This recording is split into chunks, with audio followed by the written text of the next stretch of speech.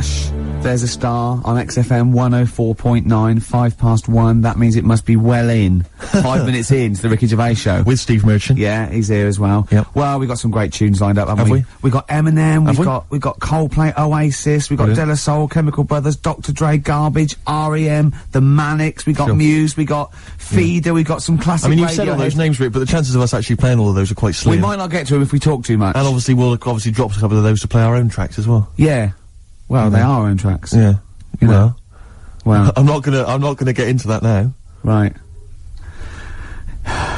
Here's Eminem. Eminem, the real Slim Shady. Now, even though that sort of record is, you know, relatively recent, and it's, you know, it's quite hardcore what's going on about, you know, subject matter that is adult, really. Certainly. And it's quite aggressive and it's cool and everything, but he still managed to make it sound like a novelty record. It is, yeah. Do you know what I mean? It's like a little I know that's the intention, and that's good. But Yeah. I mean, I think it's nice that he's got a nice little tune. It could be like, a little cartoon figure. Here comes Flumpy McMump.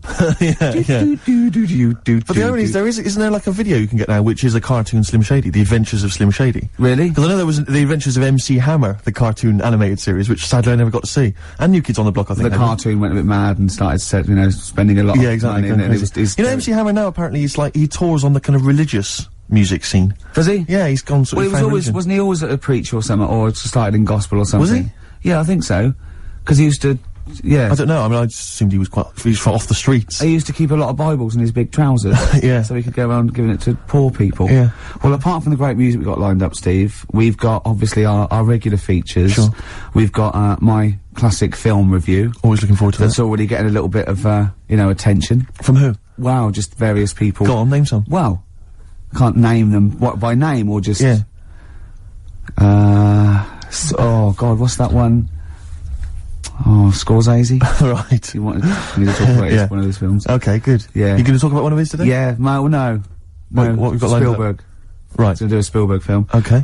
We've got, That Film Sounds Good. Yeah. Now that's not my film review, that's where I take a track off a soundtrack of a classic film. Yes. And it's a great track, and I go, oh, that film sounds good. Brilliant. So, Yeah. because it sounds Yeah. good, you see what I mean? But please don't be confused and think that that's the film review. I hate people to think that. No, That's because what I wouldn't want. to Yeah. happen. We've got Song for the Lovers. We've got Song for the Ladies. Yeah, I'm gonna be playing a hip-hop track. It's called the hip hop track. It's called, Steve says, hip-hop hooray! Hip hop hooray. That's not bad, is it? Oh, it's just brilliant. come on. If there's anyone listening, like, you know, Saatchi and Saatchi or McCann Erickson or, you know, those people that do advertising, then we are the people. We're the people, man. We can market. We'll market anything. And maybe you're a two-bit band. You want to email in or something, you know, and just say, how can we publicise our music? Yeah. We'll I find mean, a if way. we were marketing, say, a band, we wouldn't say, this is a two-bit band. That'd be, no, that'd be wrong. Was that We'd the say first this is mistake? yeah. We'd say this is a brilliant band. They're going, They're going from places. the excellent. I like it when it's always the same reviews. It's sort of like, Mark Goodyear, inevitably. They go, the excellent single by Coldplay, Yellow. He goes, oh, Yellow, that's Yellow by Exactly, Coldplay. yeah. Why do they do the bit that says Yellow? We Yeah. said it, just to Yeah. show, I want to see something else in the song, maybe the middle eight. Yeah, it would always be the brand new excellent album from Travis, featuring the hit single Sing. Sing, sing, sing. That's the brand new album from Travis. It features 12 other new tracks and Sing, sing, sing. Brilliant. Well done, Actually, cheers. I'd buy it. No, I would. Based on that. That's all the features we've got, isn't it? That's all the stuff we lined up. We were probably gonna, I don't know, probably rabbit on about other stuff. Yeah. Carl, unless I'm very much mistaken, we've got something to give away, is that right? The K-Man's with us, of course, pressing the button. Yeah. KP. You alright, mate? Okay, man. Yeah. Pilkington. We have- Hold on, can I just say there's nothing funny about that name? Just straight away, seriously. Let's clear that up straight away. You know, the idea that people are laughing. So in school, they'd go through the register, Anderson, they'd go through Camfield, Sturgis. Well, no, it wouldn't go to Sturgis yet, would it? Oh, she wouldn't be there, would she? Well, no, P's before S, isn't it? No, she just wouldn't be at school.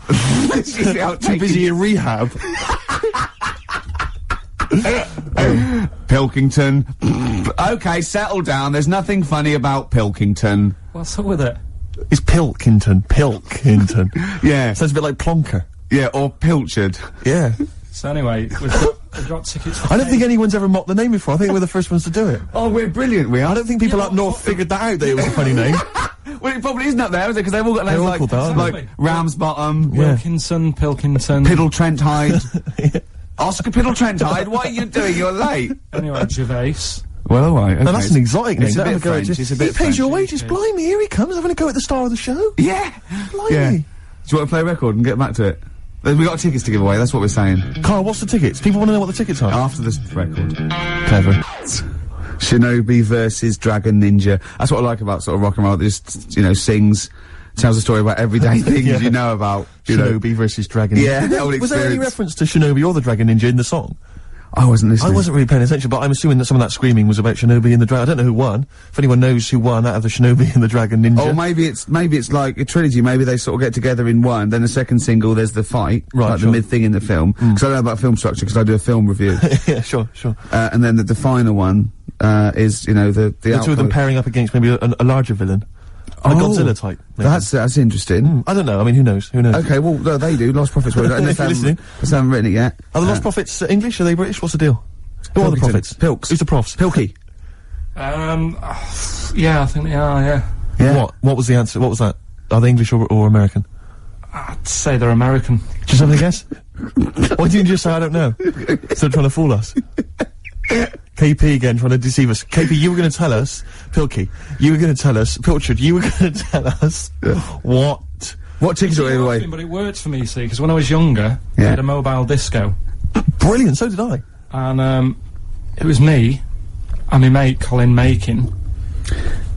And the disco was called Pilky's Making Music. That's brilliant. I mean, genuinely brilliant. Pilky's Making Music. Guess what? When I first started the mobile disco, and this was when I was about 14, we didn't really go out touring, we just would do it for like people's parties and stuff. We were called the Rock and Roll DJs. No, really? We drew it on some sort of see-through paper and put a light behind it. Rock and Roll DJs. My first disco, I had 2 nights a week in this pub. What, you ran a disco? Yeah, this pub near King's Cross, right? And, it was just their records, right? And, I had to play this number of songs every time, the same time of week. So all the locals, all drunk with dancing and everything. One of them was American Pie by Don McLean, right? And they just sing along all the words, sort of drunk. And it's about 7 minutes long or something. Yeah. The other one was Baby Jane by Rod Stewart. Nice. If I didn't play that, I'd get lynched. And what was the other one? There was another one that I always had to play. It was a ballad. I have to remember that. But yeah. But so, Carl, do you think, and maybe Ricky as well, do you think you know much about DJing for, like, you know, the sort of, the wedding party, or maybe someone's 18th? Oh, really? Okay, let me just, offer a little hypothesis for you then. Alright, the buffet's been served, right? Yeah. People have done some speeches, like it's a wedding do. Yeah. So you've already played some records early on, you've stopped for food, yeah. You've just played some light backing music in the background while the food's been served. You want to get the party rocking again, what do you kick off with? It depends.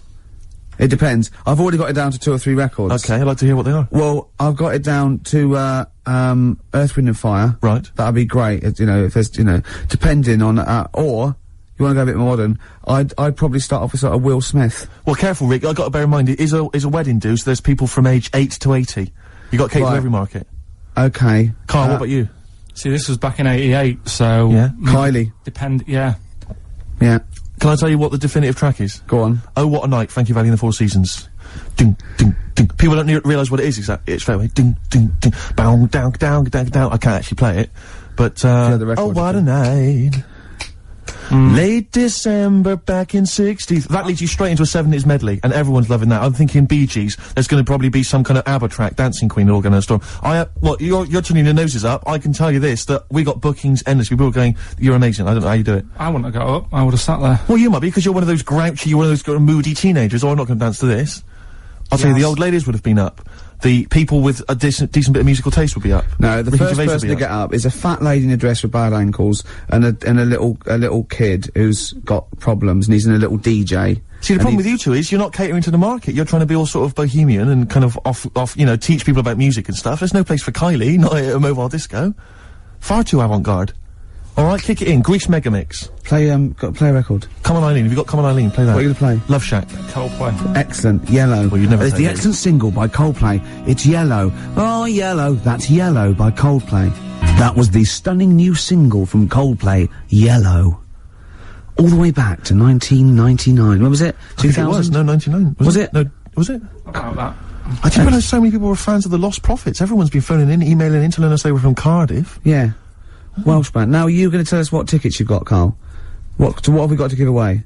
Tickets for... No, we kept it secret. We said, no, tell us on air, so it's a big surprise. This is going to be, if it's going to be really rubbish, is it? This, whatever these tickets are, right, is a testament to how much they rate us here at XFM, how much they rate our show and care about us. What tickets have we got to give away? A top show featuring Mickey Gervais and Steve Merchant and Pilkington. What tickets have we got to give away? Tickets for K-Fest. Right, go on. What's that? It's like a rock thing that's going on tonight. Right. If you're into that Welsh. Right, well, name some of the bands. Names of the bands. Nile. Go on. Right. That's one of the bigger ones. Mark Lanigan. Who? Not Lanners. Is Lanners playing? He's not really. Yeah. Mark Lanigan really playing there? I think so. God, who's that? What? Who's that? Who is Lanigan? Is he someone you went to school with? Who is Mark Lanigan? Who else is on? Who is Mark Lanigan? Is he the promoter? Who is he? Who is he? Is he head of security? Is he in a pub in Camden? You got Niall. We're giving away tickets to the K-Fest. Hold on, let's have a look. This is the enemy. Mark Lanigan, Masters of Reality. Right, okay. Who else? We got Niall, we got Mark Lanigan. Niall? Who else? I can't pronounce this one. Oh, let's have a look. That's good. Bethlehem or something. Bethlehem? Behemoth. Behemoth? Behemoth, is it? Let me see. God, no one can read. I expect it from a northerner, but not from a university-educated man like you, Oh, yeah. Let me have a look. Where are we now? I can't even find it on the page. Here we are, yeah. Anyway. Behemoth. Yeah, Behemoth open But hold on, proceedings. I just thought of something. We're not really giving those away, are we? Surely we're asking some sort of financial reward for them. Right, okay, right. Is there a competition? No, let's just South Carolina death metalers, Niall. Okay, alright, At the okay. K-Fest. Yeah, that means something K-Fest, to some people. we've got a pair of tickets to give away? Yep. Okay, if you want to go to, K-Fest, it's the Mean Fiddler, Charing Cross Road, and that's, tonight, is it? Mm-hmm. The tickets would be $7.50, but we're giving away for free. Why don't we say we're giving away for a £5? No. That's still a saving. But I'll tell you what, if you can call in, what's the number? 08 700 800 123. Yeah, and in fact, the question is, because they're quite sought after, there's big names here, like Niall and what's his name? Lanigan. Lanigan's on. The question is, who wants to go? Yeah. So if you can call in and answer that question, who wants to go to that, then you could be one of the lucky winners. Right. After this, some great chat and music. Could you also explain who Mark Lanigan is? De La Soul, watch out. Well, we're wrong. The lines went mental to It's get amazing, tickets. isn't it? So that they knew all about them, where they were from, what they were like, and the tickets. Death metal's just something that's it's obviously passed me by, but it's obviously huge. It is huge. It's sort of huge without being sort of in the public eye. Yeah. Famous. I think it's probably the only real alternative out there now, isn't it? Because everything else is sort of mainstream. There's no real alternative music, Even raps. hip-hop? Yeah. Yeah. Well, Slipknot kind of have snuck in, haven't they? Because their album went straight to #1 or something. Yeah.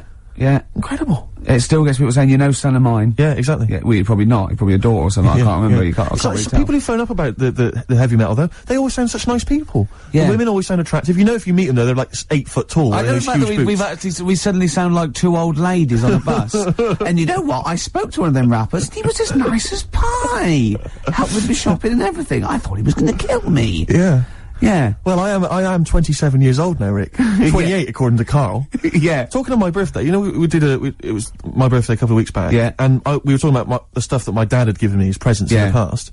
And anyway, my sister told me that he'd listened to some of it in the car driving up, and he was quite upset, and he had mentioned Oh, really? it to me. Yeah. Yeah, but it was all affectionate. It was done with affection, but it was like, we were slagging off his gifts, which were awful. I know. Yeah. He's probably listening again. Well, possibly. That happened to me once. I remember, telling a story on XFM, and I'll tell you the story in case you've heard it, but I'll tell you. All it was, I used to live in just a little one-room sort of bedsit with my girlfriend, sort of it was sort of late 80s or whatever, and it was just awful. It was one room, and we had a bed, and it's sort of like the kitchen was the bedroom, so our bed, literally... The kitchen was the bedroom? Yeah, it was just a bed in there, and then it was just one room we had, that's all we could afford, yeah? And so we had... Yeah, and so, you know, you were sleeping in bed, your head was by the fridge, and the sink was by your feet, and you had to go out and down the stairs to a communal toilet, so obviously, I'm a man, I could just pop out of bed, on tiptoes, the sink was quite high, and have a little wee in the middle of the night. So foot in my cloak, and that's fine. Into the sink, not the fridge. Into the sink, yeah. So, that was fine. And sometimes I just hear Jane go, "Oh, at least run the tap afterwards." And I go, all right, run the tap, right? And I just remember once going, at least take the dishes out first. Because I used to sort of lift, if it was just for the dishes, I used to lift them up and sort of like aim underneath it, and then it was quite hygienic. It was, you know, but what do you mean it was quite hygienic? Well, I was in tired. what world is it quite hygienic? I was tired and drunk, and yeah, and it was just it was a horrible place, and we had mice. You urinate quite a lot, don't you? You have a problem with urination after lot. Well, I worry about getting caught, like on a tube. I have to, I don't take tubes anymore. Well, I listen to my dad's advice is never pass a toilet and not use it, because you never know when you might have to use one again. That is exactly mine, you might not see one for a long time. Oh, but anyway, sorry, what I was going to say was, Jane's mum was listening. What's that story, when you said that story? And I said, Ricky's doing a story about weeing in the sink. And you went, no. He makes an awful lot up. He makes an awful lot up. Yeah, that's what we have to say. No, I was joking. You know, I didn't mean it. So, I think I got away with it. Although Mum did watch me every time I went out to the kitchen when I was at her house. You're like, yeah, just go to. Right, do you want a corned beef sandwich? No. Yeah. If so, just I'll have it on some newspaper. Over there, Ricky. I know the toilet's over there. Okay, all right. Yeah. Oasis, Don't Look Back in Anger, a classic there. Absolutely. From the height of Britpop. My God, it's mad to think it's a classic now, and I was there at the beginning. I know, I can't believe it. By the way, urinating isn't bad, it's a good thing.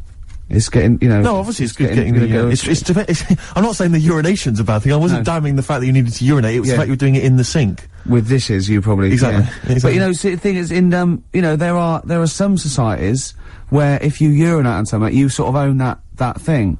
What society is that? Cats, for example, cats. Right. So, I mean, you know, cats are... You know, enigmatic creatures, aren't they? Mysterious creatures. I mean, so if sometimes I own a lot of things through that. Right. Sinks, telephone boxes. Yeah. You know, lots of fences. My shoes. Your shoes once, yeah. When I was chasing you around Robin's shoes once. Yeah. You'd be alright around, jellyfish. Because, apparently... Is this a band that's playing tonight? It is a band, isn't it, actually? It was, I think. They're on at K-Fest. Yeah. No, if you get stung by a jellyfish, stops it hurting. Is that true? It's just for anyone listening. I mean, it's probably best to check that maybe on the internet or phone a doctor before you try that. I mean, because although Karl has got a lot of useful information, he's not a medically trained man. Yeah, because I got in trouble once coming out of the sea at Bognor, running around, people going, "Wee on me, please." Yeah. Please wee on me. Just running around. I'm laughing, but... Yeah. You know. But, have you ever wet the bed? I honestly haven't. I've never wet the bed. Never wet the bed. Never. Okay, let's play a record then.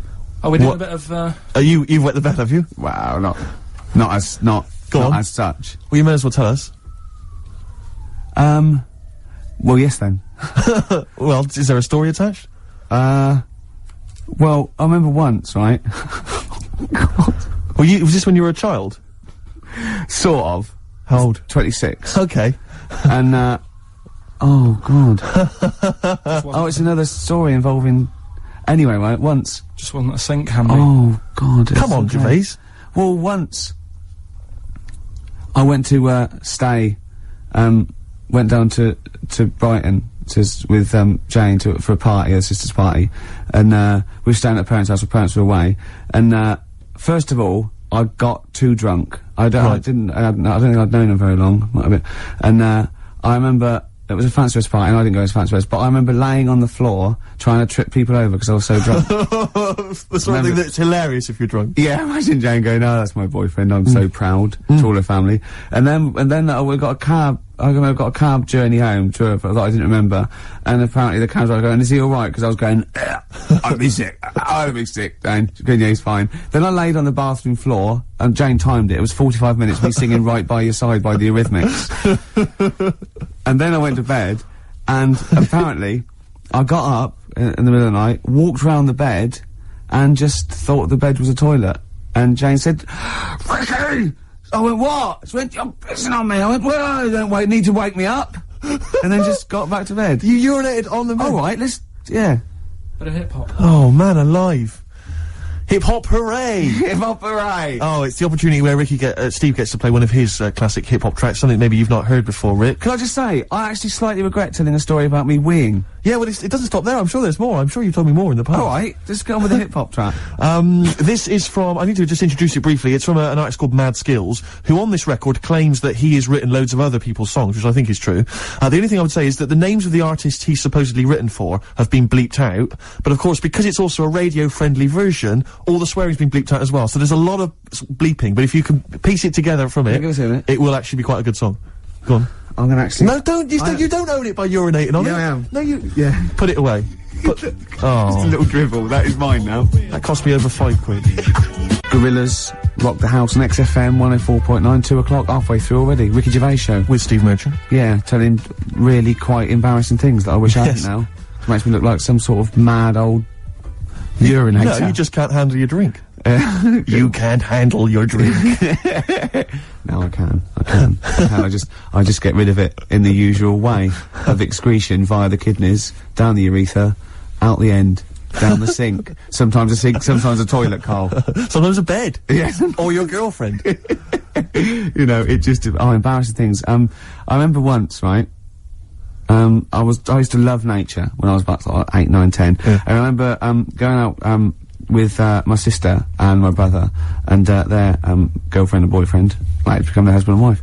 And thanks for that. Yeah, you know, just keeping continuity there. Yeah. I used to get shells and things on the beach, and I used to get anything. I love nature. And once I found, I love reptiles as well, and I found this perfect, snake skin. A grass snake or an adder, and it was, I absolutely, I couldn't believe my luck, and I was going, look, and they were going, okay, put it down, because I realised they were a little bit scared of it. They were going, put it down, it's dirty, and of course I'd torture them a little bit, and then, I thought this was hilarious, and they made me leave it there, and I told mum and everything, and then, much later when I had some friends when I was about 14 or 15, I was telling this story to embarrass my sister, and, I was going, yeah, and she was scared of it, and she went, well, it was a used Johnny. She'd waited that long to embarrass me in front of my friends. God. I'd been running round with a used Durex, thinking that this was great because they were scared of snakes, and they were going, put it down, it's dirty. No, be careful of the poison. Oh. Yeah. That's horrible. It is horrible, isn't it? Have I gone too far again? How could you not realise it was made of rubber, for goodness sake? Well, you obviously didn't know anything about nature. I used to love nature, me. Yeah. The difference between some skin and this rubber Johnny. Now be careful of the Johnny snake. Yeah. Their little poppy head and their poison that, oh dear. I always remember there was this kid who lived near me once, and this bird got run over, and he rushed it, he said, I can save it, and he kissed it. Because he thought he could give it the he thought he could give it the kiss of life. I thought you meant it was a girl. No. It got run over. And he kissed it. No, he thought he could give it the kiss of life, but he didn't know what the kiss of life was. He just thought you could kiss something and that would bring it back to life. I think it was an excuse. I think he was thinking, I can't wait for a bird to get run over, then I can pretend to be giving it a kiss of life, but really I'm giving it a nice little snog on the beak. I remember he kissed it like that and threw it up, like it would fly away, and it just went boom onto the floor. Oh, was it dead, or? Yeah, it was blood everywhere, it was horrible. Oh, no. Yeah. And what's he doing now? He presents Animal Hospital. No, I don't know what he's doing. But, he's the worst vet in the world, got struck off. Sleeping with one of his patients. Oh, that's terrible. Oh, bless him. Oh, no. I killed a fish once. Go on. Well, I made a little bow and arrow. I was about, 8 or 9, and I made a bow and arrow. And, you know, you never think, we had a pond, and there was a huge fish in it, about, 8 inches long, a huge big sort of like golden orph or something, or a carp or something. And, I was sort of playing, and I aimed, and I shot it, and it went straight through it and floated to the top, and I thought, oh my God. You pierced a fish with an arrow? That's an amazing shot. Well, it was luck. It was pure luck. I never thought I'd do it. American? Yeah. You know those little things outside, in the front garden by the front gate? The little, sort of 4 inches by 4 inches bit of metal, you lift it up, and it's sort of like where the drains are, if the plumbers need to get there, or the council or everything like that. Right. I dropped it down there, and I thought, oh my God, what if that's discovered? What if I have to drain? So I ran loads and loads of journeys in and out of my house, right, to the toilet and back, just taking out, handfuls of Vim and pouring bleach down, thinking that I can get rid of this fish before the council dig it up in 10 years' time and go, send him to jail. Yes. Fish aside. But what do you think they would have done? They'd have taken the dead fish, they've gone to each of the doors going, Is this your fish? Yeah, but I was 8. You don't think... Do you recognise either the arrow or the fish? Yeah, it's arrow straight through it. But, you know, you don't think when you're 8 that it'd be okay. If I can ride this out till I'm 20, yeah. The statute of limitations on goldfish murder, it is about, I can't work it out, 12 years. Wow. Yeah, so that You're was... a killer. Yeah. Carl, anything embarrassing ever happened to you ever? With what? With animals and stuff? Could be animals. I like animals, to be honest. So do I. It was a mistake. No, you know, I thought you were feeling bad about the fish. Yeah. But really, you were more worried about you being locked up. Well, I felt bad. There was both the law and the moral side of fish death. I mean, we kill fish all the time, just not usually with a bow and arrow in a back garden in Whitley. You know, often the supermarket can lend a hand with that. I used to sell mackerel. Did you? Yeah, I had a pet magpie. Did you? Called Maggie. Oh, pet magpie. You mean you captured it and didn't let it go away? Yeah. Can't have a pet magpie. But then it got really vicious. I mean... Well, it was let me go. What do you keep it in, a rabbit hutch? No, it flew around, but it used to just, like, come to me all the time, but then it's, like, pecking me head and stuff. That's not a pet magpie. That's a bird in the garden. No, but I could actually... I could hold it and stuff. It wasn't scared of me, and it knew it was me. It used to come down from, like, the top... It hated you, that's why it wanted to peck you... Is that... And the other thing, I always remember being younger and, like, walking through the woods to school with my mum. And I was chasing a butterfly, and she said, "Oh, don't do that, Carl." I said, "Why?" She said, "'Cause they only live a day." I said, "Oh, all right, I'll get a dead one in the morning." That's genius. That's great. That's quick thinking, isn't it? Oh, no, that's sweet. Let's play a song. Oh. Wu-Tang Clan and Gravel Pit. We love that, don't we? I love it. Yeah. Yeah. Brilliant. Classic, right? We're talking about embarrassing stories and stuff, and I don't know if I've told this on this radio before. Have I told you, Carl? I'm not sure. But this was when I was working at the BBC. This is not even long ago, and I moved to London, and I was fairly new in London. And I was working at the BBC, and I had this BBC hire car, and I've never told it. If there's anyone listening who works for the BBC, I don't know if I can still get in trouble for it. But, this BBC hire car, and it was like, I'd been ferrying kind of actors and people and production people around all day in this car. And I was driving back, it was quite late, it was about sort of 7 or 8, and I was driving back, and I pulled in to get some petrol to fill up the car every day. And I went into this garage to fill up some petrol, and I was there, and this two blokes came in a white van, right? They sort of pulled into the forecourt, and I was filling up the car, and they went, "Hey, do you want to buy a couple of speakers?" And I said, "Yes, I do." Yeah. Because, I'll tell you the reason, it was like I was so flattered that they thought I'd be the kind of bloke who would, A, need some kind of classy speakers, and B, would like to buy them on the sly. Do you know what I mean? Yeah. I thought, yeah, they like the fact They've seen me. They've seen I look a bit of a hustler. Exactly. Yeah. I'm a street sort of guy. You can see by the way I use my walk. Exactly. Yeah. So I couldn't believe my luck. So, they drove behind the garage, the little sort of garage bit at the back, and I went round there, sort of casually went round there, sort of locked the car, went round there. They went, yeah, open the back, you had these speakers in there. I said, "Are you sure these aren't knocked off, mate?" He went, no. We work for Dixon's. This is the story he spun me. We work for Dixon's, right? And we're delivery men. And if we make a delivery and the person's not there to sign for the goods, then we have to bring them back to the warehouse. But if we can sell them on the way back, then that's really good for Dixon's. Dixon's must love that. And instead of thinking, are you sure some kind of troubleshooter didn't... I mean, did someone go into Dixon's and go, yeah, you're not getting in the garage forecourt market? Jones. Exactly. Get a couple of lads in a white van. Exactly. Yeah. So anyway, so I sort of bought this story, and I was a little bit dubious, and I went, right, let me hear them then. And he wired them up to the car stereo, and boom, boom, boom, they're playing. So it was some groovy hip-hop. I was thinking, great, these guys know what I'm into. Yeah. And he's giving me the talk and stuff. And, I said, I'm a bit worried these are knocked off. He went, no, listen, we got a bloke at Dixon's who can confirm this is fine, right? Phone him up, use my mobile, right? And quote this reference number, right? So I phone out, they go, dee-dee-dee-dee-dee, and it goes, yeah, I go, hi, some guys here in the garage forecourt trying to sell me some speakers. Just wanted to check. He went, it's fine. I went, should I just read the reference number or whatever? He went, if you want. And X14, and I went, yeah, it's fine. Yeah. Okay. You know what that was, don't you? That was actually Mr. Dixon himself. Exactly. Yeah. Exactly. So I'm thinking, well, you know, they sound great. They're giving me for a knockdown price. I'd say they were like 400 quid, they were like 200 quid or something. It was a good bargain. I was in the market for some speakers as well. Yeah. So, while they were loading them in... It's all kosher, I phoned Dixon's. Exactly, I phoned Dixon's, that's fine. Yeah. So while they're loading them in the back of the BBC hire car, right, I'm in there paying for the petrol, right, and the guy who's serving goes, oh, you're right. He goes, what were you doing round the back with those blokes? Right? Because obviously there's security cameras filming this whole transaction, right? And he goes, what are you doing around the back? And I went, brilliantly, there's some old mates. Some of my mates were just having a chat and that. He went, oh, right, okay, like, giving me, obviously, the evil eye. So I went back to the van, so I'm in the car now, and I'm driving with one of the blokes who's in the van with me, because I didn't have the money on me, so I had to go to the cash point to get the cash, right? So I'm driving with him, and the other guy's, like, following me in the van, and he was like a northerner, like you, and he was giving it all the, alright, yeah, you know. I tell him, my girlfriend's a DJ, she's got some of these speakers, they're fantastic, da-da-da, and he's giving me this, and then my mind starts working. Now that I've got a bit of time to think, I'm thinking, wait a minute, this all sounds a bit dodgy. Yeah. It dawned on me, Rick. You don't fall, are you? You're streetwise. Exactly. You're streetwise, Steve. Not only that, I was thinking, how am I going to get them home? I've got to drop the car off at the BBC. How am I going to get these huge speakers back to where I live? And how can I pay for them? Because I've just spent £100 on Find the Lady. With a couple of blokes in the square. It seemed like a fair game. Some of his friends were winning. But so I explained to him, I said, I can't get them back to, like, Brixton, where I was living at the time. He went, don't worry, give us an extra 20 quid, we'll take them home for you. Oh, that's good. Deliberate. They do a whole service, you see. And there's also a backup guarantee. Did they have the guarantee? The 3-month guarantee? They didn't. No. But so then, I said, I'm not sure about that. He went, well, why don't you put them in a cab, send them back, and your housemates can collect it. I was like, oh, no, there'd be no one in. And I was beginning to sort of get a bit conscious of, like, maybe this was a bit of a scam, after all. So I pulled into, like, a little side road, and I said, I'm not sure I'm into this now, actually. He went, what are you talking about? It's 200 quid for a pair of speakers. It's a bargain. You never get a bargain like this, mate. I'm going, not so sure, actually. I don't think I want them. He went, 150 quid, 150 quid, mate, 150 quid. I went, no. He said, 100 quid now to you. And I'm thinking, wait a minute, this doesn't sound like the kind of work that Dixons would be doing. Dixons don't do that when I go in. This is it. Dixons never negotiate in that way. When I go there, look around and I leave, they go, where are you going? Exactly. I go, we'll have anything then. Have anything for a So quid. I stopped the car, and the white van pulled up behind me with his mates in. Sure. And I said, can you get them out? I'm not interested. And he went, oh, 100 quid, mate. Oh, and he was just going, you tosser, you obviously want some speakers, and he was having a go at me.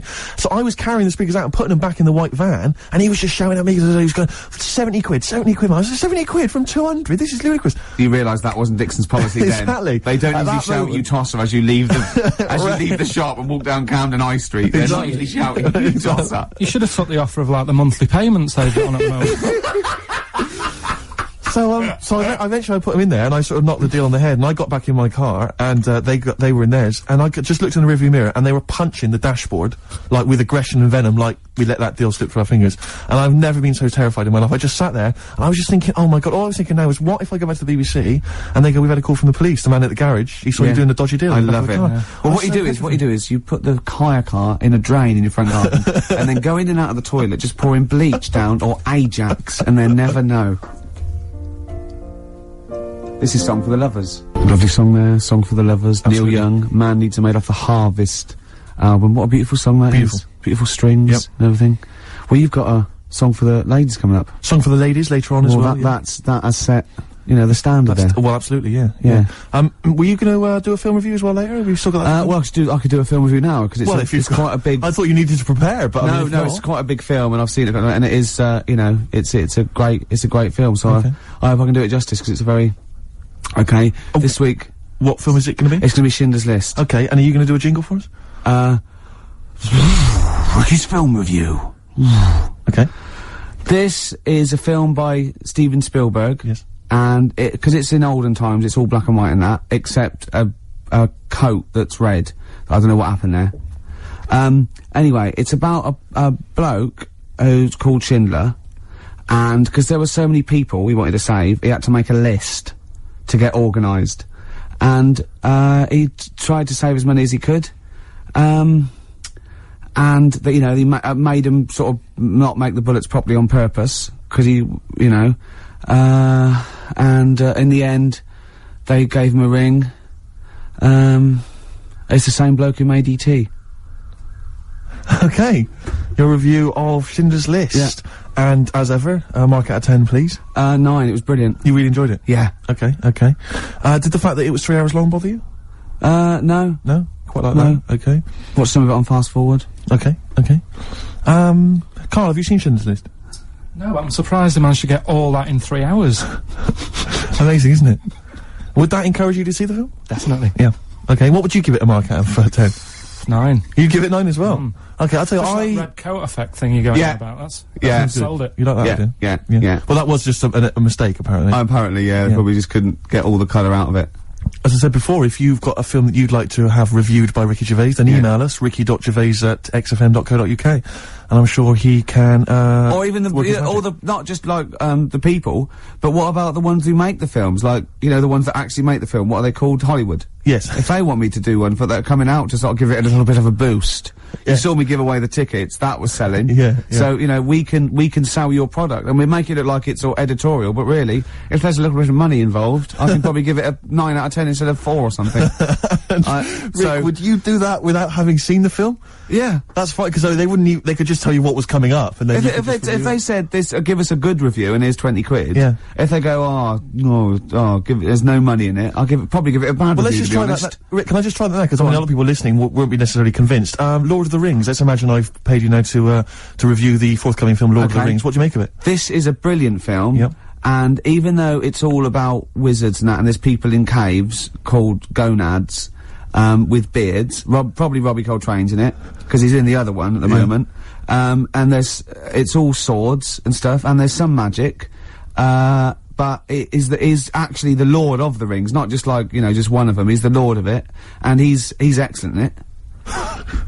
So, right, mark out of 10? 9. Again, very popular film for you. Carl? Less convinced by that one, maybe? That doesn't sound as good as the other one. Yeah? What, are you gonna give it 7? Still give it 9. You still give it 9? Excellent, because we split it. We split the money. Okay. Excellent. Good. This is the Eels. Sorry about that, that was a mistake. I know shit that was. But it was too late to get it out of the CD players, Muse and Feeling Good. What do you think of that? I'm not a fan of Muse, but I wasn't quite as venomous in my hatred. Don't worry, we won't play that again. Let's explain the situation in the studio. There's a certain frosty air now because we ended up playing Muse. Yeah, it was a mistake. Yeah, but it's not that bad. Well, no, it's not as bad as Ricky thinks it. I admit it's not as bad as that, but I'm standing out of it because I'm not a fan of Muse. I wouldn't play Muse generally. Well, I don't mind Muse generally, but I hate that. What, you like Muse normally? I hate Muse. Well, I don't hate them. Says the man who bought the Like Funky Ones album. Well, yeah, but I wouldn't play them on XFM. I know, but Muse fits in. I mean, you're saying you want to play Radiohead. So playing a Nina, doing a Nina Simone. Why don't we play Radiohead then? That's what I was saying. We're playing Radiohead, but Muse is like Radiohead. There's not a big difference. Anyway, we're not going to argue. There is a big difference. Phone in if you... What's the difference between Muse and Radiohead? What's the phone number? What do you mean, what's the difference? Well, yeah, I'll just have a competition. Let's see if people can tell the difference between Muse and Radiohead. Give the number out. Can't be bothered. Nor can I. So it's left to me to keep the thing afloat. Yeah. That's never good news. I went to see the White Stripes this week, Good. if anyone's interested. Anyone interested in that? Go on, Steve. White Stripes are absolutely amazing. I've heard all the hype. You know, I've not listened to the album. I went along to the gig, got a free ticket. Wasn't even £1 off. It was free, £10. I could have sold it outside the gig. I didn't. I went in, right? Couldn't take along a mate. XFM wouldn't let me. I went there on my own. You know, went in there. I have to say, I wasn't expecting much. They were amazing. They were absolutely amazing. I have to say this now. They were the best band I'd seen who I didn't know much about or whatever, like a new band. They were the best band I'd seen live since I saw a little band you might have heard of called Oasis for £5 at Coventry Poly. Yeah? Well, yeah. It's a long name for a band. And, it was amazing, and it's a brilliant band because it's just the two of them. Obviously, the girl on the drums, the guy playing the guitar. He's got a real kind of rock guitar skill. He really plays it up and down the long neck bit.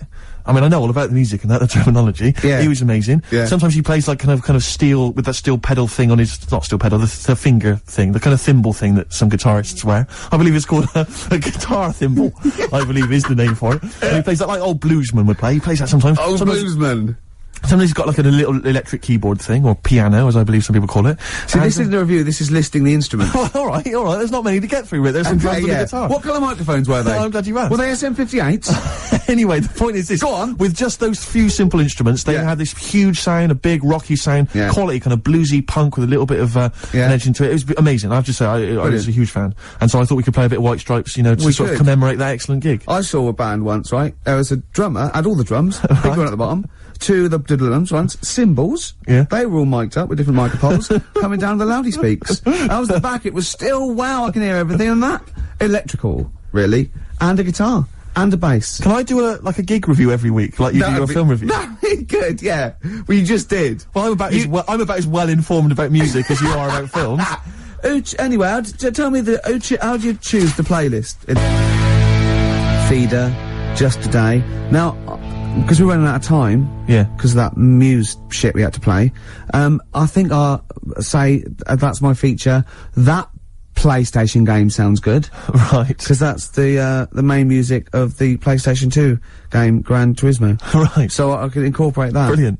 Yeah, and I've still got to get in, song for, you've got to get in song for the ladies. Yes. At the end. Got anything else lined up? Well, I mean, it's just that I've never seen you spiral into such despair after hearing Muse. I mean, fair enough, is that they're not a great band. Well, obviously, we have to, there's a bit of a playlist we have to keep to, and we drop the records we don't like. Yeah. Right, and play the ones we do. And that's fine. And if I don't care for a track, I don't mention it. I don't usually slag off bands, and I know we've got to keep to a playlist. I don't know how they're chosen or anything. But, there's one thing I didn't want to play. It's Feeling Good. Yeah. And it was already lined up, and there was no time, so I was genuinely annoyed. Because I don't mind, like, playing stuff that I wouldn't actually choose myself, that's alright. But, we're not completely free played all the time. So the worst thing is I don't want to ever play Feeling Good again. I don't want to ever play Kashin again. Kashin, I don't know what Kashin is. I'm thinking of putting a ban on Gorillaz. Anything you like to ban? Basement Jacks. Basement Jack. Oh, Where's Your Head At? We already dropped that. Where's Your Head We dropped that on purpose, didn't we? What else did we drop today? That's what we saved people from. Do you know what I mean? But playing 5 songs over and over again just because some record company wants it to be played. I mean, if I'm gonna play things I hate, pay me. You know what I mean? I'm willing to take bribes. Look, I've been sent some chocolates here by the lads out of, Carter USM, right? Are they still going? Yeah, they got a gig at the Who's the Daddy Now tour, right? They're playing the Astoria at December the 14th, Oh my God, it's worth going along just to see how few people will be there. Well, see, I wouldn't use play it, but they've sent me chocolates, so there's a plug. It's like, bribe me, not XFM, Yeah. alright? Let's get some out of this, Steve. Okay. Alright? Yeah, I'm not sure even I'd sink so low as to be bribed by Carter. I mean, I'm a man who tried to buy dodgy speakers on the street. Steve, it's a Father Christmas with some jelly beans. Is that from, who's that from? That's from the lads, it's Who's the Daddy Now tour. Okay. And I've got some, chocolate money. Right, lovely. Yeah. Some of it French. Got anything there from the Senseless Things? Or the Wonder stuff? No, but, we don't know. They know what they're doing now. Yeah. Carter was alright at the time. Eh? Carter was alright. Carter? Yeah. Right. Do you like Carter? Not really, no. It's nonsense. Well, I didn't like him singing about Dagenham all the time, whatever it was. No, what was it? New Cross. Yeah. But, some Good. funny lyrics. Anything else you want to get off your chest? What do you make of the war in Afghanistan? Let's play some songs we like. What have you got lined up? I've got the song for the ladies, that's coming up in a second. Oh, lovely. Yeah, let's choose a song here and let's have a look. Like this one here, it's Ricky. What? Oh, Radiohead. Just. Brilliant. Is this Muse? Radiohead and Just. Off the Bends. No, that's a track. It's been a roller coaster ride of emotions, this show. Yeah. It started off, there were some light-hearted anecdotes about you and animals. Yeah. It ended up with you sort of spiralling into despair. Well, that's what a a track by Muse can do to a man. Yeah, well, clearly. Did I ever react? But then maybe that's what makes them good. I mean, if music can, create those kind of passions in someone, maybe that's effective, I don't know. Well, you've made me think again. I love Muse. It's the punk approach, I suppose. Yeah. Anyway, Carl, thanks as ever for pressing the buttons and contributing. Yeah. Alright, mate. Good job. Shame about the Muse. He won't be getting a 9 for his movie next week.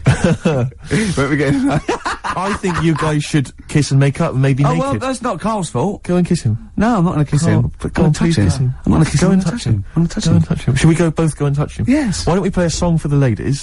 This week, Drugstore, White Magic for Lovers, beautiful track. And let's just go and kiss and touch Carl. Take the jumper off. Strokes last night on XFM 104.9, Ricky Gervais show. With Steve Merchant. Definitely. Ahoy. And little Karl Pilkington. Little KP, over there. the K-Man. Steve. Yes. Don't worry anymore. Okay. I've procured some great gifts to give away. I was tired of seeing all these other people getting gifts and that, and it was all going to that O'Doddle and O'Diddley. And Anderson and Sturgeon, or at least she steals them herself. Well, at least she steals them herself to sell them to feed the habit, and that's why I don't mind that, because it's industrious. Exactly. But I have got Feeder, Echo Park, I've got the Essential Bob Dylan. Now that is a good giveaway. That's a great giveaway. And Reloaded 3. Did you buy these yourself? No, little Carl found them. I have to say, Carl, you've done an absolute dynamite job here, mate. This is great prizes. And I thought we could play that trivia quiz where we're the challenge.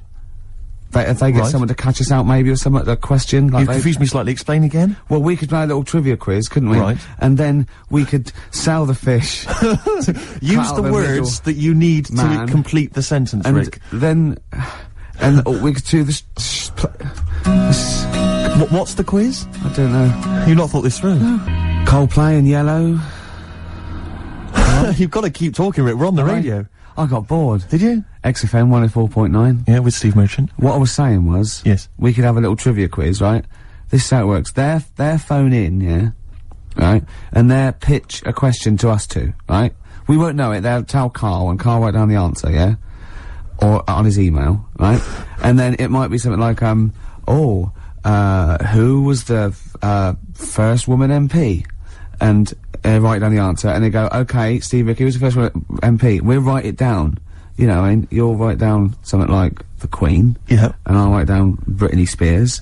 Yeah. And they go, well, Ricky says Britney Spears. And the answer is, did that you see? Yes. And then whoever's... So could they phone in, or can they email as well? They can email as well, Steve. Right. Okay, so let me just try and clarify this, because I didn't really follow that, and I know what the competition is. Right. People listening... Phone in or email in with a question, a trivia question. It can be about anything. I don't do game shows. But one which we may be able to get, right? They phone in with that, or they email it in. But only Karl knows the answer. He asks us here in the studio the question. Ricky and I write it down independently. We hand it to Karl. We see who's got the right answer. It's like 15-1, but 2-1. And the great thing is that the best question that we'll vote on at the very end of the show can win these 3 CDs. We've got Feeder, Echo Park, The Essential Bob Dylan. That's a 2 CD set, Rick. Maybe keep the questions highbrow to show our intellect, not things like pop and trivia and... Good idea. And we've also got this big compilation, Reloaded 3. That's also a 2 CD compilation. We'll start phoning and emailing now. Emailing go with berserk. your trivia Absolutely questions. Go berserk. For Gervais. I'm best at science. Well, don't start don't giving say hints. that. That's not fair, because I'll say I'm best at films if they want yeah, me to but I've win. already said don't do trivia and entertainment and that. Well, they should do. They should do trivia and entertainment. Music and films is what they should do. No, they shouldn't. Or old TV. That's the cliche of XFM listeners, and I know they're more intelligent than that. They're not, Rick. They're stupid people. They're stupid people, and they only know about a few things. Garbage, Cherry Lips on XFM 104.9. Well, either they really want those CDs, or they want to embarrass us. Because the phone lines are going mad. And they are going mad. We didn't even give out the phone number or the email, Rick. Shall I just give it out now? Well, obviously don't need to. Well, I ought to anyway, for those that didn't hear it but didn't know it already. Of it. 08700 800 1234. Sorry, that's not 08700 08700, because I started again because I sort of fluffed slightly. Yeah, go on. 08700 800 1234. And when he says he fluffed slightly, that's not how he got into television. Exactly.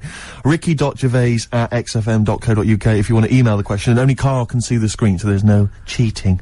Probably people don't know what fluffing is, do they? No, I don't think so, Rick. Karl, have you had a question? What, already? Are we doing it now? Should we do it now? I think we should just drip them in throughout the course of the show. Yeah, you could one dripping them in. Go on. Ask us a question. I thought this was a good one. It's from Clive. Go on in. Clive? We've got a listener called Clive. Wow. That's alright. Who was the first James Bond? Oh, is this film one? I know that. No, but wait a minute, I know this ambiguity because we've talked about it. We've talked about this ambiguity before. You see, he might be deliberately embarrassing us because the old myth is that someone played it on radio. Yeah, that we all know and love. Yeah. Now, he should have specified, did he mean the film James Bond, the first film James Bond? Can I just say, we won't count this one, because the definitive one, and I'll talk to Glyn about it as well, it's Dr. No was the first one of the team that we... Sean Connery. So Sean Connery's the first screen James Bond. So we agree on that, even if we're both wrong. What did he say it is? I bet he said it was Bob Holness who played him on radio in, like, the 1950s. He didn't say the radio bit, but he said Bob Holness. From Blockbusters. Yeah. And I was drawing a little Blockbuster thing. That's really spooky. That's weird, isn't it? But the thing about that is I'm worried if it might be a myth. It may be a myth. I don't think it is. It's that we can't... 1 point to me, then. No. Yes. No. Well, did you know it? Did you know it? Yeah, we talked about it. No rubbish. Yeah, but well, if we talked about it, did I say it to you? No, we agreed that it was Sean Connery because it just like we didn't count Casino Royale because you said it wasn't by the same team. Yeah, but that wouldn't have been the first James Bond anyway because that came later in the series. No, Rick. No. Don't play the music. No way. That's clearly a point. You didn't know it was Bob Holness. He meant it was Bob Holness. I knew the answer. 1-0. Well, fun-loving criminals, Scooby Snacks. Anyway. It doesn't matter, because we both agreed once in a pub that the right answer is Sean Connery. Yeah, but wait a minute, Rick, the point's not that. The man phoned in with a question, and the answer the man was after was Bob Holness. Oh, okay. And that's the answer I'll tell you what, the answer I was after was me. But that's nonsense, Rick. He's the question master, the man who phoned in. That's ludicrous. You to face the facts. You can't say what number am I thinking of? It's got to be the real answer. No, but I knew the answer he was after. Oh, brilliant. Yes, because that's, you know, even if he's got it wrong, it's such common parlance now that Bob Holness was the first James Bond that I knew the answer. Face the facts. Right, give us another question, Carl. Jeez. Give us another question. God, he's a bad loser, isn't he? I had a good one here, but... You've forgotten it? Or... I sort of scribbled it down. This is brilliant, isn't it? Hang on a minute. We can edit this out, can't we? It's not live, is this? It's only a piler. It's gonna... This is gonna look great when it comes out. Go on. Which food... Yeah. Carl, you now making up the question. No, it's just that I sort of took down the important bits. But this is amazing. This is amazing radio. Go on. Which food kind of doesn't make you fat? Jeez. What kind of a question is that? Oh, this is... No, it is proper. I love it. Imagine this on the Weakest Link. What kind of food doesn't sort of make you... I mean, it doesn't make you fat. Okay, do you want basically no sort of calories in it? Celery. Water. Well, I mean, what do you mean? Do you mean a vegetable? No, do you mean you're right. Apparently, it uses up more calories to bite it than... Yeah, but wait a minute, Rick. One all. No, it's not one all, because you're supposed to write it down. You didn't know. But you didn't... what do you mean I didn't know? You're supposed to write it down, that's the whole point, we're writing things down. You said water! You said water! But that's because I thought we weren't taking the question seriously, because you didn't know what he's talking about! One all! We got to set the rules, this is loose. Bit too much like Portishead, for my liking. Was it? Yeah. I quite enjoyed it. Beat a band. Well, that's because Portishead are from your neck of the woods, isn't it? Was it? Portishead, I think you'll find. Yeah, I embarrassed myself. Right, another question, quick. Is this question a real question with a definitive answer? Or is it like, what is my most comfortable chair? I don't know why people aren't going to maybe like Trivia Pursuit or something, just getting a question off that and then... Because they're a little bit more discerning than that, Steve. Have you heard the questions? They don't know what they're talking about. This is stuff they've overheard in pubs. Go on, ask it, Carl. I look at the Carl takes down and goes, what's that? I know. What am I meant to write? Go on then, ask this one. Right, what sort... No. The Pope. Yeah. What semi-precious... Sorry, Mrs. Robinson, we're gonna have to let you go. Yeah. Go on. You are the weakest link, Carl. Goodbye. Yeah, go on. The Pope. Yeah, the Pope. Yeah, we've got the Pope. Yeah, that's not strictly a question. He wears a, he wears a dustman's hat. He wears gore-blimey trousers. Yeah. Does he live in a council flat? Yeah, he lives in a council flat. He wears a semi-precious stone. What's the stone? The Pope wears a semi-precious stone. What is the stone? You mean, what is it called? Yeah. What is it called? What, is it got like a kind of, papal name? I think it's like, you know, is it a 18-carat one? So we gotta try and get the carrot yeah, of the Pope's big diamond. He calls it Dennis the Stone. Do they want the type of gem it is? Like, or is there some kind of jade, papal name for it? Or do they want it like the Rosetta Stone? Or I don't know. I can't see. Play a record. Play 2 records. Let's stop. Where's your head at? Basement Jacks. Right, okay, let's get this right. Have we knocked this on the head then? It's just not happening. Oh, here he is. Look. Here he is. Come in. He's... How have you... Oh, God. I don't believe that. Oh, that's pathetic. I do not believe that. That's absolutely pathetic. Now, they won't believe this, will they? No. Right, No. if I say that Jonathan Ross just got his massive member out, and he is a big lad, come and sit down. I've got your tickets, Mr. Gervais. Thank you. What's going on here then? I mean, why are you dropping off tickets? Well, because, you know, in the spirit of the Comedy Awards, we like to have the rising young stars of the British Comedy Awards. That's right, and that's me. Well, we couldn't find any this year, so we asked Ricky whether he would sit in the rising young star seat, and I wanted to deliver the tickets personally, so there's no excuses if he doesn't turn up later. Yeah. I always suspected that you were sort of pretty well endowed. Yeah. And now we've seen, you know, it's on webcam. That was just one of my cocks. That's the one you're wearing today. Didn't we? Did you? got in Don't trouble say saying that. No, we were in This is meant to be the happening young station. What's going on? No, you can't say stuff like that. You can't. Just careful what you say. Look at after Julian Clary. Take his wilderness and he comes back in a personality. 10 years and of the that happened wilderness. to you. That's Jesus you're thinking of, isn't it? Just because you're on everything at the moment. I walked in here, and I came in here, and I thought, this is the young happening place, and what do I see in here? 3 old men sitting What are there. you talking about? I'm only 28, 27. You all look, you're wrecked. You all look wrecked. Well, that's because we're always partying. I was looking for some youngsters. Where's the youngsters? I wanted to see some tight leather pants. I wanted to see some foxy chicks hanging on you everywhere. What is it? It's a bunch of old blokes on a block up there washing up in a sink. But look at him. He even dresses for radio. Look This at is him. ludicrous. It's amazing. Looks like you're I love the fact you were on the phone to Gervais last night, weren't you? Asking his advice on clothes. Look at him. He's going for the man down the DSS. I like that look. That's a nice look. Have you got a single pair of trousers that aren't elasticated at the waist? They're maternity jeans, aren't they? They've got a whole panel that pulls forward. The thing is, what I do at the end of the week, I can pop these in a pan and I can make a nice soup with all the food that's encrusted in them. At his years as a homeless coming to the fore there. Look at you, one step away from Lawrence Llewellyn Bowen. I'd like to be that bit closer. But why are you dropping off tickets? Are you a little bit? Because I thought you were married and stuff. Why do you suddenly got this obsession with Gervais? Because I'm a bit rough, ain't I? Yeah, it's like when you see Dale Winton out with those rough boys. I'd like to get one of my own. When a top celebrity in a lovely looking suit walks down the corridor with his penis out. Yes. Yeah. I know that I'm still attractive. You know you've arrived. I was inaugurated in the same way. For me, it was Des O'Connor. It's like it's the passing on of the baton, if I may use that euphemism. and you've been battened. But it's fantastic. Well, it is a pleasure. I don't think I'm complacent just because I'm mixed with you. I still wake up and think, I don't believe it. I'm mates with Jono. Can I just point out Jono? I was listening to the show last week and I heard you, as always, revealing a little too much about yourself, if you don't mind me saying so. Yeah. Steve tried. Not as much as you! No, but that was just for the benefit of the room. Yeah. And talking about when you used to occasionally urinate in the sink. Yeah. When you were around my house last time and I came in and you looked a bit shifty.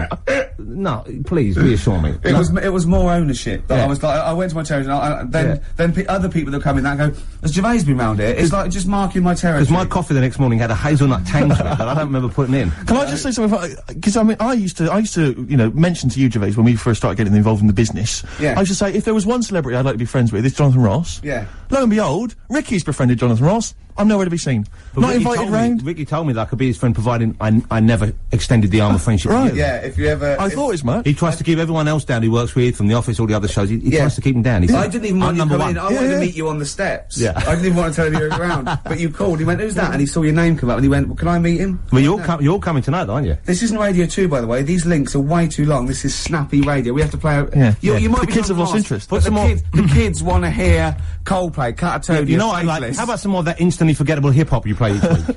One of those obscure hip-hop hooey. That's the worst feature on British radio. You should be ashamed of yourself. Wait a minute, I wrote your quiz on Radio 2. Put it away. Put it away. I'm Karl. Carl, how you doing? I'm alright. Got a question for you. Quiet man. Got a question. Yeah. The Pope. Yeah. What semi-precious stone does the Pope wear? It's easy. Go on. Topaz. Is that the right answer? I don't know, I might have wrote it down. I'm really sorry, Jonathan. It's not what he publicly admits to, but I have to know because I was hanging out with him at the Groucho one night, and he was saying, "Oh, look at this, look at this, look at that toe bench. Can't buy that. Look at that. Vatican City. Look at that. We can make a nice ring out of that." He said. Didn't go anywhere, but thanks for asking. I better go. I've got to go. I've got to go and buy some winkle pickers. Thank you very much. Okay. Enjoy it. Stephen. Yes. Carl, I wish I could say it'd been a pleasure, but actually it was quite creepy. See you later. Question, please. You too. Beautiful day. Yep. Now, I was just saying that's probably one of my singles of the year, but was it this year or the year before? Oh, crumbs, I don't know. It was, I think, was it 2000, the album? It was the first one off the album. Maybe that could be a question.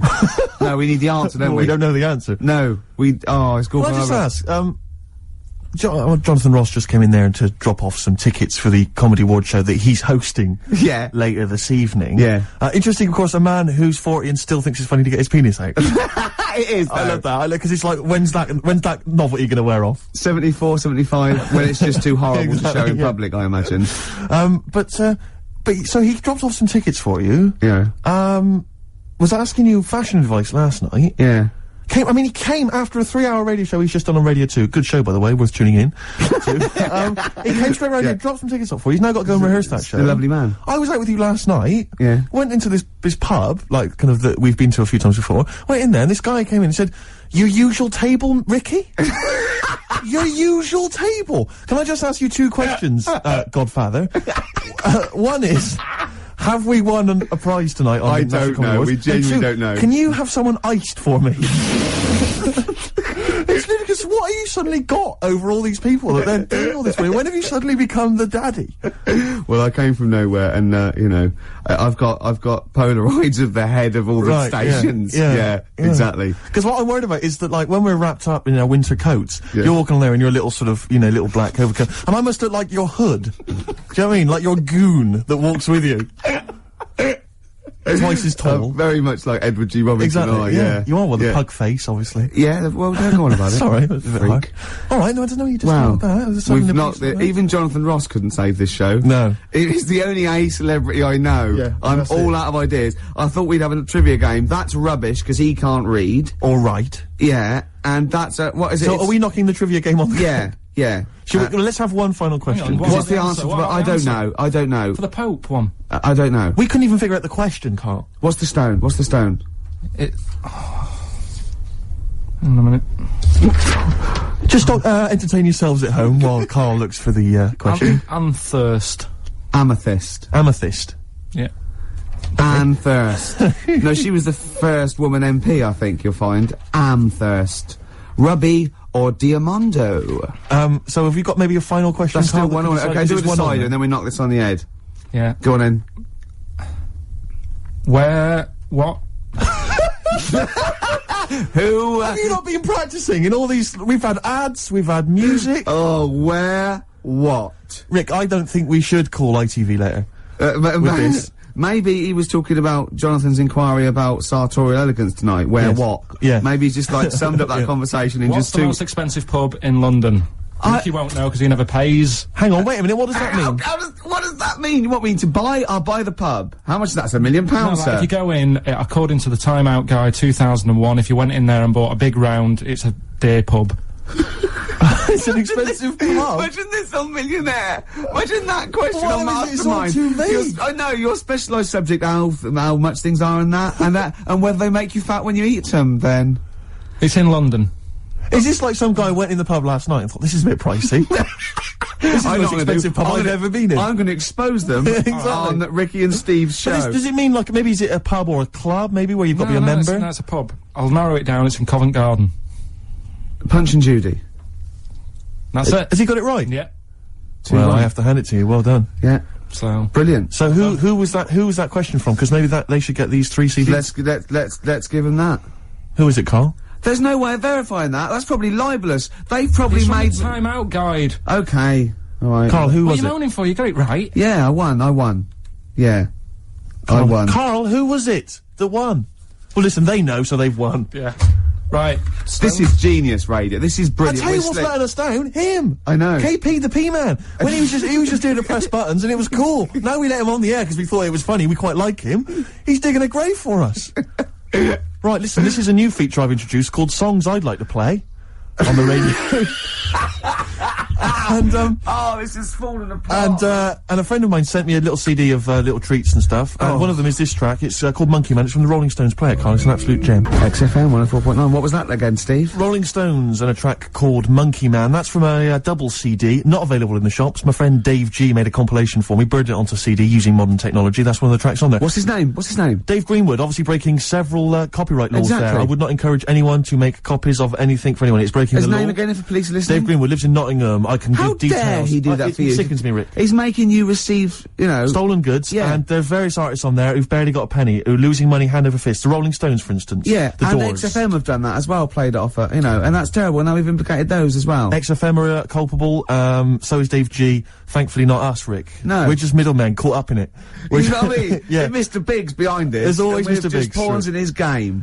And, so that's, I'll be playing another track from that, later on. I've got a lovely couple of little tracks on my hip-hop selection. Looking forward to it. Is it Can I just ask, Rick, did you get a little gift here from XFM? I did. I got a lovely little voucher here. It was very nice. You're very thoughtful. I've also got one. How much is yours for? £25. To spend at John Lewis or Waitrose. A little, kind of gift voucher there. I think I'll do, Waitrose, because food, you can get a good lot of food for 25 quid. Absolutely right. You can't get a lot of, like, haberdashery for 25 quid. So I'll be going with the food option. The thing about the gift voucher, a lot of people will I'm sure receiving these over the Christmas period.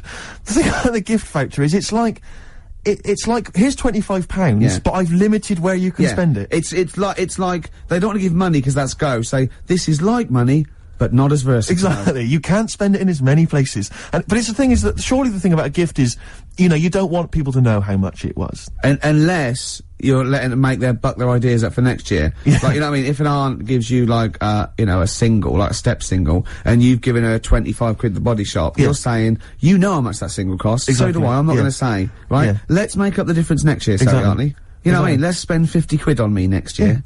Yeah. Do you know how much he got? How much did you get? Did you get a gift voucher as well? Yeah, but I work here all week. Right, how much do you get?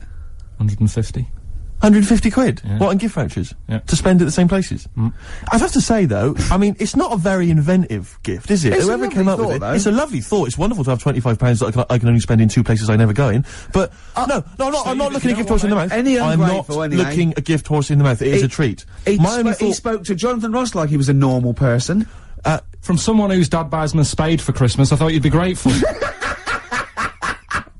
My only thought is that John Lewis and Waitrose, I mean, it's not very rock and roll, it's not very XFM, is it? No, I mean, a tattoo parlour, maybe, you know, in a or bike a shop. piercing, I might get my face pierced, just a big bolt through my head.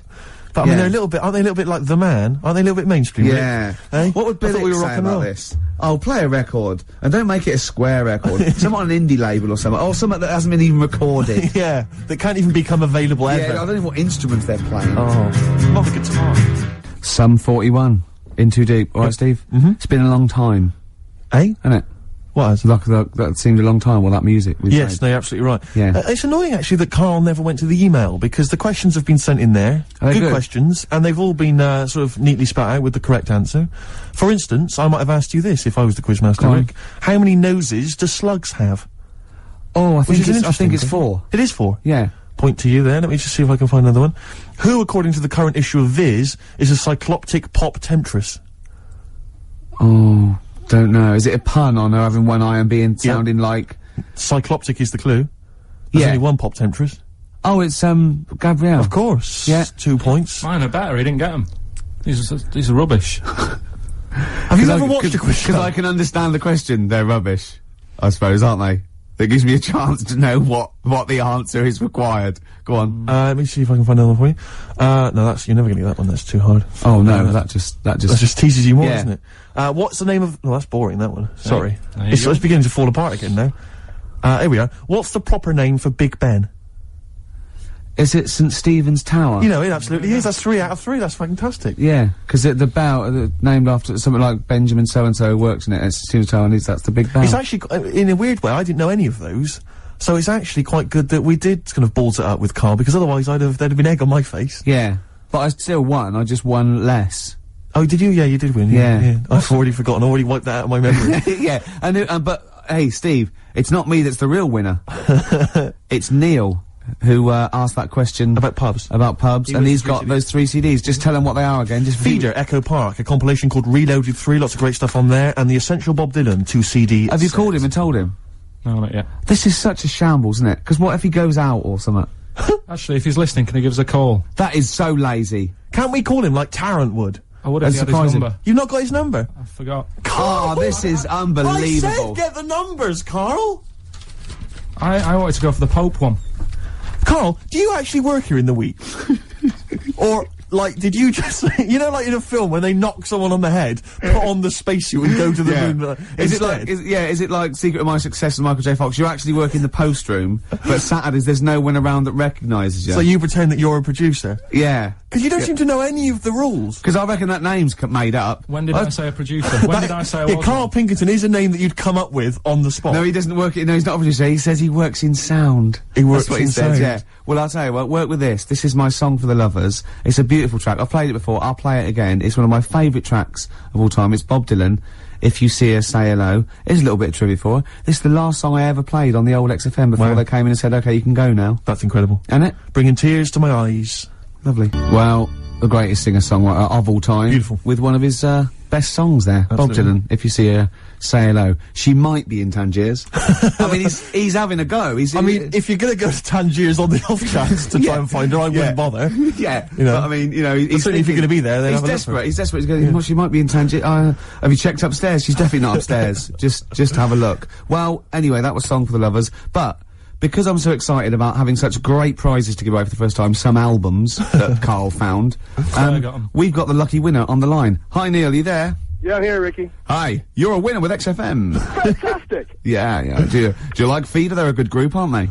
Feeder, well, yeah, the kids seem to like him. They do. The kids like them, and then Bob Dylan. He's a great, lovely bloke with a guitar, isn't he?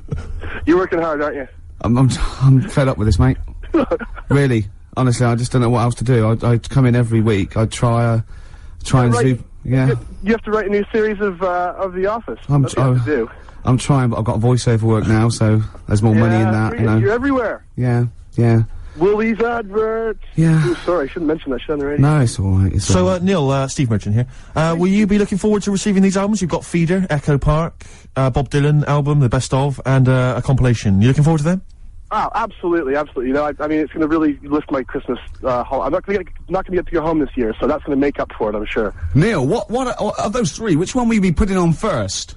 I think Feeder, Echo Park, because the kids seem to like it. Okay. Excellent. Thanks very much, What will you be doing for the rest of the weekend? Are you going to be chilling out?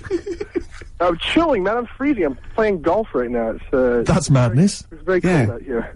What's your handicap? What's my handicap? My short game's terrible, but... Right, yeah. You're going to be watching the National Comedy Awards this evening. I hear that The Office is nominated. Ah, you guys are the shoe-in. Sorry? You're a shoe-in. It's yours. Thank you. I don't know what a shoe-in is, but I'd like to go to one. I think it means, like, foot in the door. Lovely. Yeah, not foot in the door. It's like, it's yours. Your name's already on it. Oh, really? Wow. I would think so, yeah. Well, why would Ross stop around? I don't think he makes the decisions. Neil, thanks very much for calling. Those prizes are going to be winging their way to you. We're just like real DJs, aren't we, Neil? Just say we're just like real DJs, and we'll leave you alone. You guys are just like real DJs. Enjoy your game. Cheers, bye. Step on my old size 9 Stereophonics. Absolutely. Well, talking to Neil, it all brought it home. You know, maybe I should give it a little bit back. Yeah, you've had a good year. I'm hanging out with Jonathan Ross. Exactly. I'm doing ads, right? But I care. I'm still in touch. You know what I mean? I'm still down with it, right? Yeah. And, you know, it's coming up to the time of year where we should, you know, care about people less fortunate than themselves. And what I've done, I've recorded a Christmas single. That's beautiful. And all proceeds are going, you know, to, you know, little sick people and that. And are there going to be any proceeds? There's going to be not a sausage. Right. So I'm safe. But I'll tell you this, I was thinking actually, I was listening this morning, and you go in, doing some Christmas shopping, you go in the shops, and there's always, you know, Walking in a Winter Wonderland, and all those songs. You know, no one writes those sort of things anymore. No. Well, you're wrong, Steve. Really? Listen to this. What's it called? Don't Cry, It's Christmas. Let's hear it. Don't cry, my baby. Santa's coming soon. Though you ain't got a mommy or daddy, Santa still loves you. And he's riding on his reindeer to trample down the gloom. So don't cry, my baby. Santa gonna make it soon. Don't cry, my baby. Santa's feeling kind, though you know you never see him. He's not just in your mind, and it's not that he's invisible. It's because you're going blind. So don't cry, it's Christmas. Santa's still on time. Don't cry, my baby. Santa's on his way.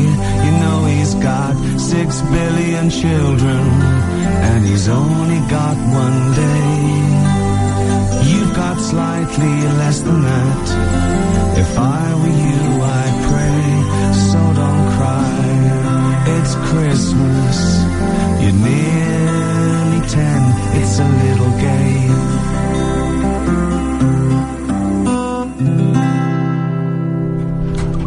You know, as far as I'm concerned, it's already become a standard. One of the classics. Thanks. There's a star. Ash. Good. It's a great show so far, isn't it? Enjoying it, Rick, but I'll tell you this, what worries me is something we've not done, which is what we've not taken on board some stuff I've heard from the management. They've said they've enjoyed the kind of light-hearted flippery, you know, in the past on the show, and, you know, the likes of Jonathan Ross getting their knobs out. Yeah. But, they just feel that sometimes it's a little bit cheap. Rick, a little bit crass, and they just want us to perhaps be a little bit more highbrow at times, a little bit more thoughtful. I mean, well, you're a smart guy. I am, yeah. I've proved that with Clugs having 4 noses at Stephen's Tower. Can I ask you, Rick, about politics? What do you want to know? What do you want to know? Because I'm a political person. I thought as much. Go on. What on the politics? What do you make of who to vote for? Vote for the government, whoever's in the government. Yeah. That's the it. Liberals ever? No, not if they're not in government. No, okay. Don't. What about the foot and mouth, which a lot of people are worried about? Don't worry about it. No? No. Recession is hit, and a lot of people are losing their jobs. What should they do about it? Get another one. Get another job? Yeah. And I'll tell you what, this is I mean, you can have this for free. If you do lose your job or something, get another one, but get one that's even better than the one you lost. Right. Okay, good advice. Yeah. Maybe if you were just like kind of the postboy before, like Karl. Get in charge of the company, get a manager's job. Right, become director general or something. More money. Good. And don't lose that one. Okay. And, what else is concerning people? No, we get calls all the time, Rick, to the station. People saying, I'm worried about the war in Afghanistan. Yeah. What do you make of the war? Is it one of your favourites? Well, no. My favourite, all war's bad. My favourite.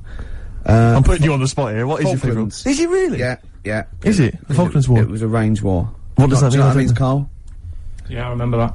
Yeah. I remember drawing pictures at school and that. Yeah. It means that our missiles could go sort of 17 kilometres, and the Argies only had missiles that go like, 9 kilometres. So we just parked our boats about 12, 13 kilometres off it, and we were shelling them. Shelling it out of there, right? And theirs were falling in the water. Yeah. So it's the war equivalent of holding a midget at arm's length. Right, and he's trying to punch you. And he can't reach, and you're just kicking him in the balls at will. That was, Rick, a lot of people talk about WW1 as being the Great War. Was it a great war for you? No, it was a good war. It wasn't a great war. Right. What's the problem for you? I liked I liked the bayonets and the trenches and all that stuff, but I could have done without the poetry. Right. Only because the poetry's a little bit bent. Okay. And, what I'm saying is the only time that it isn't bent in a war.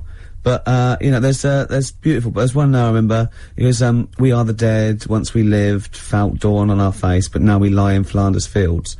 Be honest, if you'd have had a gun in your hand instead of a pen, you might be alive today. Would be dead, and the war would have been over by Christmas. Absolutely. High five. Yeah. Oh, so that's losers. Politics, Karl. Any other questions, Karl, you want to solve? Any high... Economics, I've done economics. Because, it's the economical. Anything else? I just think you should look after yourself. You know what I mean? Karl, I've just got something to say to you. Hip-hop hooray! Hey! Let's play my hip-hop track. Whoa! Hey! Put your hands in the air. Yay. Move them round like you just don't care. Yeah, you're not even bothered. I'm playing an old school track this week, Rick. I'm Excellent. going back in time, rewinding the clock. How are you spelling school, Steve? With a K. Go on. Ever heard of anything by Digital Underground? The Humpty Dance, you might The remember. Humpty Dance. Do you remember that? That was, a fellow sat on the wall. Yeah. Yeah. And he was getting dissed by the police, and he fell, and he broke all up, and the King's horses shouldn't have really been sent to repair an egg. They couldn't do it because of their hooves. Anyway, Digital Underground, for those that don't remember, was an Oakland group led by Shock G and Chop Master J. Go on. But of course, most famous now for the fact that they featured Tupac Shakur. Love him. Where he first began. You'll hear him on this track. It's called, which one have I chosen here? I think it's called The Same Song. Have a listen. Ross was slagging off the hip-hop feature, wasn't he, when he came in earlier? And how can you not like that? Digital Underground, same song. I think he was scared of it, Steve. I think he was intimidated understand it. by your youth. Well, he's scared of the youth. He's scared of the fact that I'm down with it, the homers and the bitches and the hoes. Yeah. Because he's not with that, you know? He looks dapper. If they saw him in the street walking down like a ponce, they'd just laugh and jeer. But probably rhythmically. Yeah. You know, and he couldn't come back at anything. And you'd be high-fiving and Oh, everything. they'd be loving you. me. I think he was intimidated by your style. I think he's jealous of you, to be honest. Do you know, I think what he's probably most jealous of is the looks. I think Do you know what I mean? Yeah. I got the new haircut because we might be on the telly later. He didn't mention that, did he? Did he? Well, he's never seen the old one. You've kept it from me. He's got nothing to compare it with. But that was a great hip-hop selection there. Yeah, lovely. Even though I say so yourself. Rick, we've had a couple of people, because they've listened to your dissection of current politics and economicals. Yeah. And they've got a couple of questions for you. Go on. We've had one from, Jimmy Ruffin. He says, what becomes of the broken-hearted? Oh dear. That is a difficult one. I don't think I've got time to go into it, because it's a very delicate problem. Can you answer this one from the KLF? What time is love? Any ideas? Listen, keep those questions coming in for Ricky Gervais. You may be able to sort them out later. Have we got a song to play, Carl? Let's whack it on. Still to come, the song of the day. It's not the end of the world. Super furry animals. Absolutely beautiful. XFM 104.9. Rick, you going to do your film review for us? We've got time for it, I think. I'm not, no. Why not? I'm not going to do it anymore. You're not going to do it anymore? No. You love it, don't you? No, it's great, and I just think it's time, you know, I did a dozen, but I did all the films that I would give like 9 or, 10 out of 10 for. I don't want to drop the standards. Right. I don't want to start doing films that are 8 out of 10. Yeah. You see? Yeah. That's where a lot of film reviewers go wrong. Yeah, Ross being one of them. Yeah, I've seen them go, oh, this is worth 7. Don't do it then. Yeah. If it's no good, don't do it. No worries yourself. No.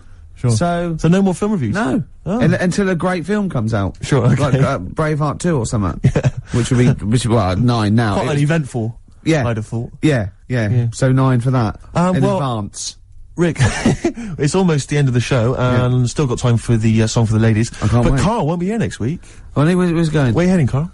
Going away for Christmas? Tell us. What? It's a secret. What you want? Well, in case your fans try and track you down. What? Are you going taking pictures of planes in Greece?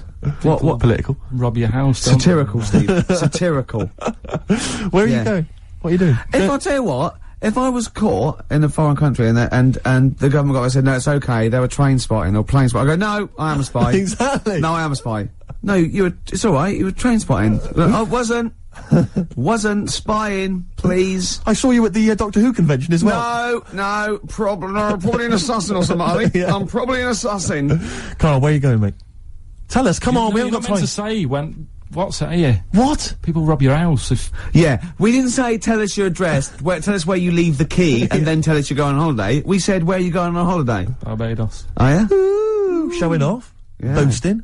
I'll tell you what, Steve, what I'd like to see, and a lot of the listeners right there too, pop round there now, touch him for Christmas. Shall I touch him for Christmas? Touch him any way you like for Christmas. Can I just introduce a song for the ladies before? Well, love him for Christmas, though. Can I just say yes, what but the song as long as you love and touch him. We're going to leave you with the excellent Tim Buckley, of course, father of Jeff. I'm just going to be watching, but love him. Look at his little face. Also on that CD that my friend Dave sent me earlier, so if you don't like it, blame him. Yeah. While he's been arrested by the copyright police.